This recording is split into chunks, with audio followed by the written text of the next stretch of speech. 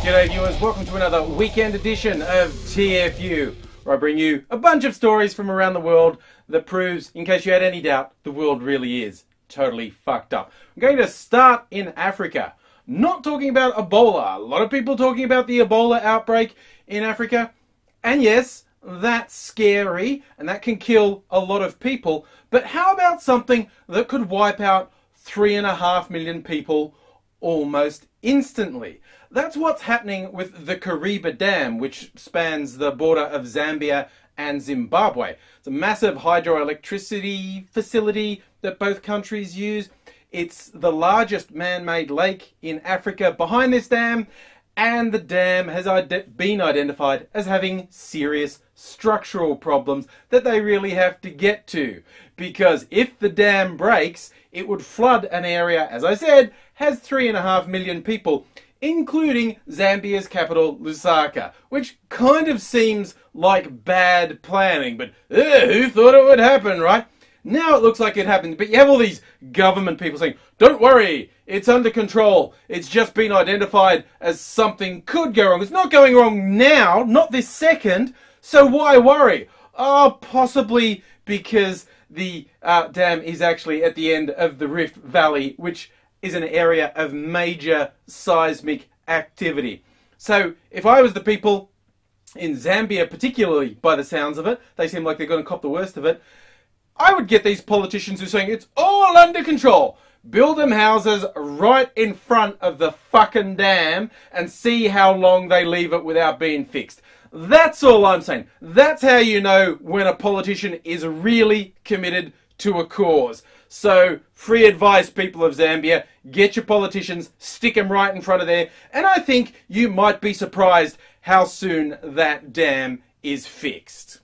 Now to a dangerously broken technology on a much smaller scale. There's a high-tech smoke alarm's been very popular in the last couple of years. It's called Nest. Because one of the things they say they've made better is, you know, if you're cooking and you overcook your food and the smoke alarm goes off, it's really annoying. You've got to sort of waft something in front of it. No, it's not a fire. It's fine.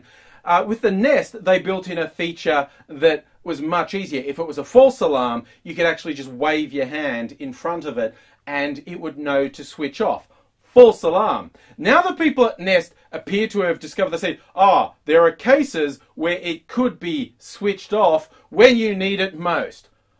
I'm not a technical genius running a mega million-dollar Silicon Valley company, but I'm going to guess the wrong time could be when someone runs past the Nest fire alarm going, I'm on fire, I'm on fire, I'm on fire! You may be waving your hands, but that's not when you want the fire alarm to switch off. That is a fairly seriously fucked up design flaw right there. But hey, let's stop picking on technology. Let's pick on art, the art world. There's a South African artist based in France. You know, that's where you go. You want to be a serious artist. He's in Paris. His name's Stephen Cohen. Now, he's facing indecent exposure trials because he, in front of the Eiffel Tower last year, walked around with his cock out.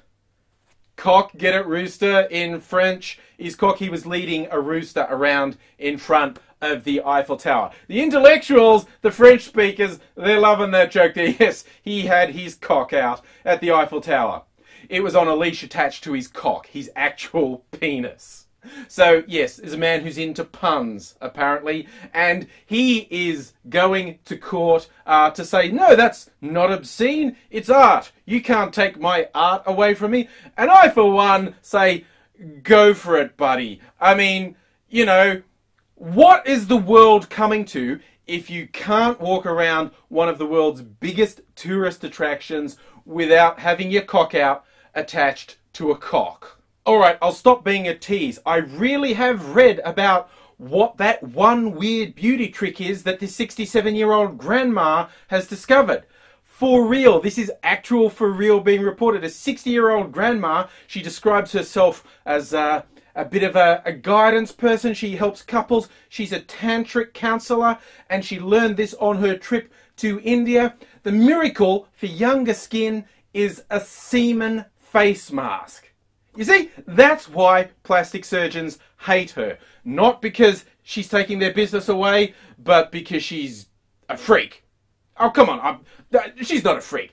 Look, who doesn't want to rub semen on their face from time to time? I mean, really. You know, she says she discovered this on her travels in India, where it's a thing among certain Indian beauty circles.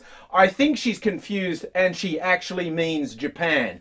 Because I've been on those Japanese beauty sites and they are seriously into their semen facials.